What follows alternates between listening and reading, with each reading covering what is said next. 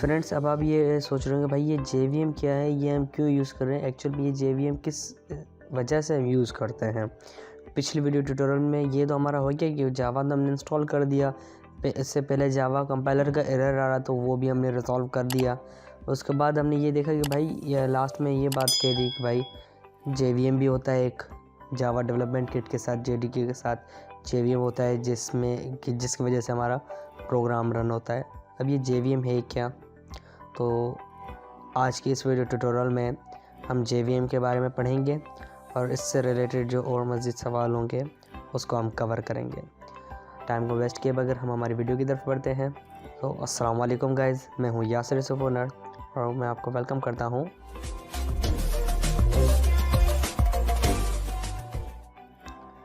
JVM जो है, what is JVM?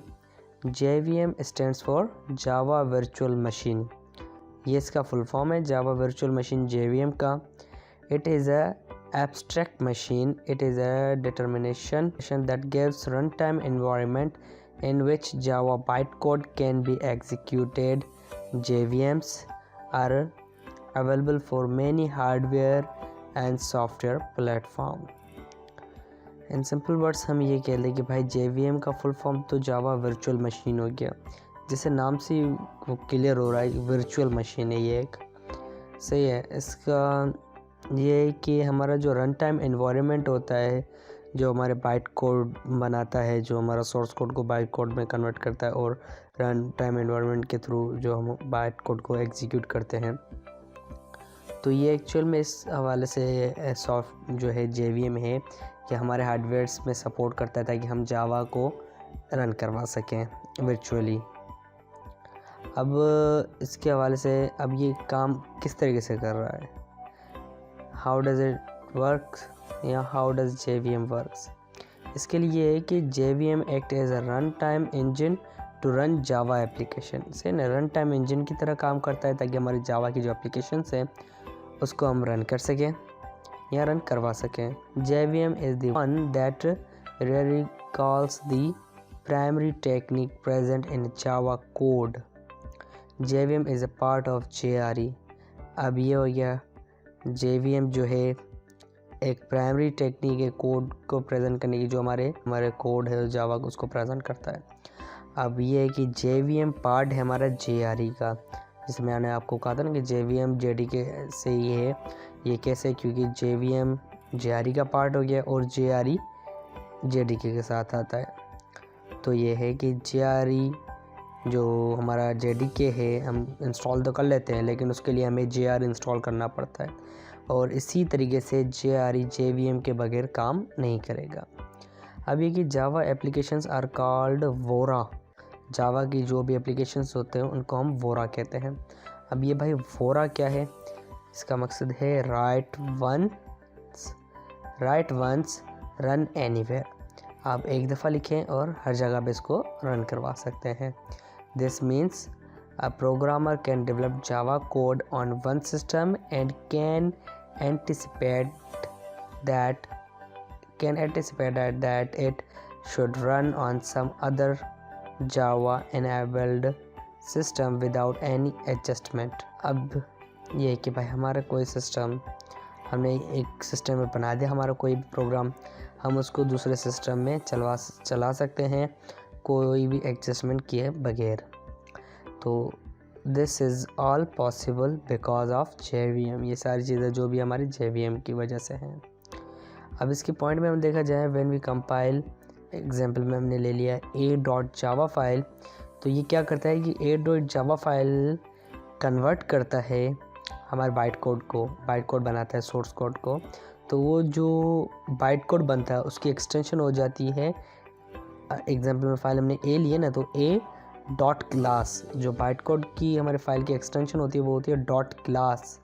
अब ये फाइल्स क्या करता है? कंटेन करता है byte code with a similar class name present in dot जावा। जैसे मैंने आपको कहा था फाइल का नाम हमने डॉट जैसे a लिया है तो क्लास वाली फ़ाइल का भी नाम a ही रहेगा। अब ये जनरेटर हो जाता है जावा कंपाइलर के थ्रू। जावा कंपाइलर इसको जनरेट कर देता है हमारी इस फाइल को। अब ये है कि इस जावा कंपाइलर इस फाइल को क्रिएट कर देता है। जो हमारी जावा की ओरिजिनल फाइल होती है डॉट जावा वाली एक्सटेंशन के साथ, जो हमारा मेन सोर्स कोड है उसको अभी ये कन्वर्ट कर देता है बाइट कोड में थ्रू जावा कंपाइलर के। जो हमारी ये डॉट क्लास वाली फ़ाइल होती है इसको हम क्या करते हैं, इसमें वेरियस स्टेप्स आ जाते हैं। इसको जब हम रन करते हैं, these steps together describe the entire JVM। फिर जो स्टेप्स इसके अंदर प्रोसेस हो जाते हैं, जो भी आ जाता है उस पूरे इंटायर जो भी इसका प्रोसेस है, स्टेप्स हैं, उसको हम कहते हैं JVM, जिसके हवाले से हमारा JVM वर्क करता है। अब ये हो गया कि भाई JVM की वजह से हम हमारे प्रोग्राम में कोई भी प्रोग्राम है उसको एक दफ़ा लिखेंगे और कहीं पे भी रन करवा सकते हैं। तो सिस्टम हमें वो नहीं कि अपने बनाया तो उसमें फिर हमें सेटिंग करनी पड़ेगी, जावा इंस्टॉल करनी पड़ेगी, उसके पाथ सेट करना, इतना वो नहीं हमें करना पड़ेगा JVM की वजह से। अब ये डॉट क्लास वाली फ़ाइल भाई क्यों बन रही है, ये क्या है, ये आप देख रहे हैं ना भाई, सवाल में से सवाल निकल रहा है। पहले हमारे पास एक सवाल था जो आ रहा था कि जावा का था हमारे पास, उसके बाद आया इंस्टॉल कैसे करेंगे, तो JDK आ गया। JDK के बाद हमारे पास JRE के बारे में पता चला। अब JRE में से ही हमारे पास JVM आ गया। अब JVM से अब हमारे पास आ गया है डॉट क्लास। अब डॉट क्लास के बारे में देखा जाए, what is Java class file. अब जावा की जो क्लास फाइल है ये एक्चुअल में है क्या। A Java class file is a file containing Java bytecode and having dot class extension that can be executed by JVM. A Java class file is created by a Java compiler from .java file as a result of successful compilation.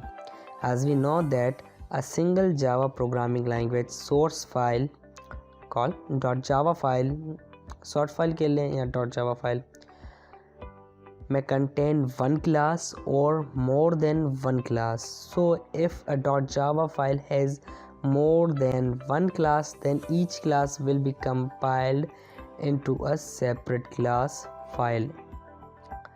अब ये है कि ये आपको पता होना चाहिए कि क्लासेस के बारे में हम पढ़ेंगे आहिस्ता आहिस्ता, ये आपको बता दूं। अब जावा क्लास फाइल जो होती है ये बाइट कोड कंटेन करती है, इसकी एक्सटेंशन डॉट क्लास होती है और ये JVM के थ्रू एग्जीक्यूट होता है। और ये बनता है कैसे है कि हमारा जो ओरिजिनल जावा का कोड आता है, जावा कंपाइलर उसको कन्वर्ट कर देता है और इसका नाम भी वही रहता है जो हमारी ओरिजिनल फाइल का है।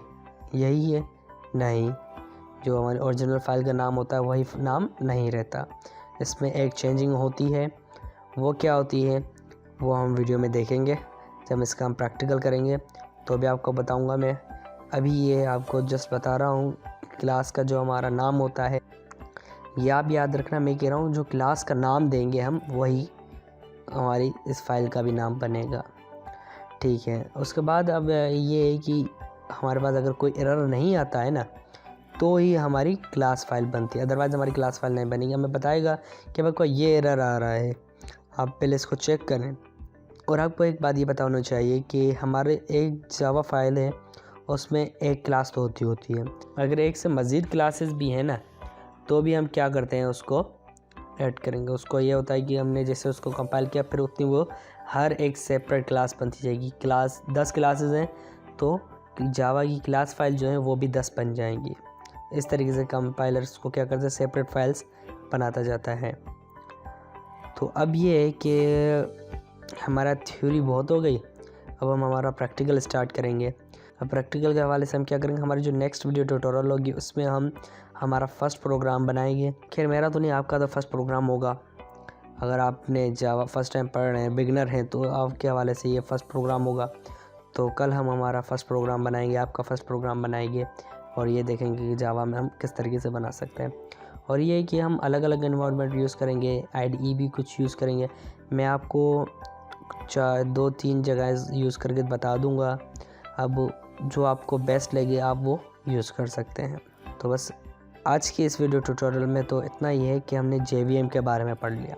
नेक्स्ट वीडियो ट्यूटोरियल में हम हमारा फर्स्ट प्रोग्राम बनाएंगे, फिर उसमें आपको एक और बात बताऊंगा कि आपने देखा है कि मेजॉरिटी में हमेशा हमारे पास हेलो वर्ल्ड ही एज अ फर्स्ट प्रोग्राम लिखते हैं। हेलो वर्ल्ड क्यों लिखते हैं वो भी हम उस वीडियो में ही आपको बता देंगे। और हेलो वर्ल्ड जो है वो एक्चुअल में है क्या। अगर वो उसमें नहीं तो हम उससे नेक्स्ट वीडियो ट्यूटोरियल में वो आपको बता देंगे उसकी मेन वजह क्या है और ये हेलो वर्ल्ड एक्चुअल में लिखा क्यों गया और अभी तक हमारे पास क्यों लिखता रहा है। सो आज के इस वीडियो ट्यूटोरियल में इतना ही।